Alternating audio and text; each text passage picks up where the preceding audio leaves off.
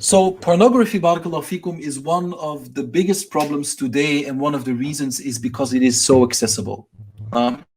So when something is accessible, something which is haram, and then on top of that, which can be hidden very easily from third parties, then it becomes very easy to do it. No? So the first thing one should do is make it difficult for himself. If you just start there, everything is gone. If you see that your smartphone is being used more for haram, or used for this kind of haram, now more than for halal, then you have to get rid of that phone. If you don't, you won't stop. That's number one. So if you see that your smartphone, you take it to a room upstairs or to the bathroom or to wherever you are alone, then now you need to change your phone. You don't want to do this, you will be coping with the same problem. Now, because before speaking about spiritual solutions, we need to speak about practical ones. Now, so that's the first thing. And the same with the computer. If you have a laptop, you know that if you lose your laptop and you can take it with you wherever you like, then you buy a stationary computer and you just use that one in the living room, for example, with the screen turned towards the people. Now, also there are apps you can use which don't allow you to wipe to remove the history, the search history. You can install that. What you can do, you can install K9, for example, where you block everything which has to do with pornography. Not only with pornography, it has different levels of searching for words which you can block. That even if you look for a swimming suit, for example, a swimsuit, it says no, you're not allowed. You need to be granted access. Who is the one who can grant you access? Your wife. You say, look, there's a lot of haram. I don't want to see haram. Sometimes it pops up, whatever. You say, can you please put a code on my computer? She puts a code on your computer. You don't know it. Now, next time when you ask your wife, please, can I have the code? She will ask you why. Now, so that then you won't do it anymore. So it starts with practical solutions. That's number one. So now, from now on, you need to block your phone.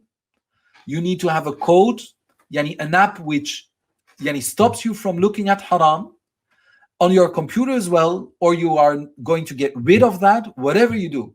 If you don't do that, you are not true to yourself. Now, if you don't do that, then you're not really willing to quit. You're not. So the practical solution is the first one. The second one is there is the new drug on Facebook, which is a movement of youngsters who are against pornography and sexual activity before marriage.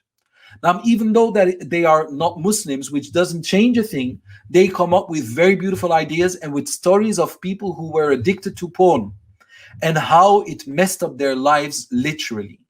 Because pornography, is an addiction. Now, it's one of the worst addictions because it doesn't cost a thing. You want cigarettes, costs a thing. You want drugs, it will cost you. You want pornography, they throw it at you. So this is why, barakallahu fikum, the practical solutions are the first ones we will be looking for. And then we come to the spiritual ones. So this is the first thing. And I will not go to the second part of the answer because that doesn't make sense if you don't do the first one. So everybody coping with this problem, smartphone, get rid of it, or block some things so that you can never look at it again. With your computer, laptop, either you get something installed or you get rid of it and you have a stationary computer in your living room. And that is bi'ithnillahi subhanahu wa ta'ala the first step. And of course, apart from dua and so much more, but I even don't want to talk about that. First, we need to show that we really want to get rid of it. And if it's an addiction where you really can't get rid of, then some scholars say an addiction is something which you can't leave for 40 days in a row. That's when you're addicted.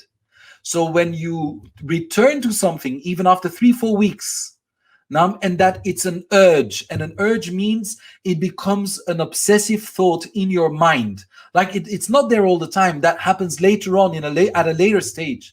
But at the very beginning, it's like all of a sudden it comes up and you feel it's a drive. it's driving you, it's steering you, it's motivating you, directing you, it's taking over until you have to submit to that which you want to do. So this is why, barakallahu fikum, if you see that you're addicted and that you can't stop, you need professional help. And that is no shame and no blame. That is the way to get rid of it. If you can't, then you need to talk to someone, either to someone who has an expertise in mental health, or a psychologist, or whatever, or an imam with expertise on in different dimensions, whatever, whoever it is. But then you need to get rid of this. So, and also, one should not share his sins with his wife and say, I was doing this. But the problem is that if you don't stop, one day they will find out. And Allah already found out, and you don't want that. You have to stop now. You stop now with this haram, because maybe one will die while doing haram. If you return to your addiction, then the chance that you die while doing haram is very big.